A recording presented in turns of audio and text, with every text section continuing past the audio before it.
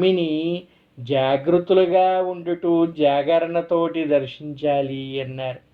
ఉపవాసం అన్నారు. ఉపవాసం అంటే ఏమిటండి? ఈ రోజంతా ఏమి తినకుండా కూర్చోవాలంటే కాదండి.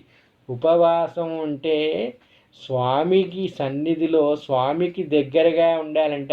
అంటే ఒక శివలింగాన్ని ఏర్పరచుకొని శివలింగానికి దగ్గరగా కూర్చొని పూజించాలండి అంటే కాదు. మన మనస్సులో ఆ శివుణ్ణి ప్రతిష్ఠింపజేసుకోవాలంట. సదా జాగృతులుగా ఉంటూ ఆ శంకరుడి యొక్క నామాన్ని స్మరిస్తూ ఆయన్ని మాత్రమే ధ్యానిస్తూ ఉంటే ఆ శంకరుని యొక్క తత్వాన్ని పొంది ఆ శంకరుని అనుగ్రహాన్ని పొందగలుగుతా ఉంటా.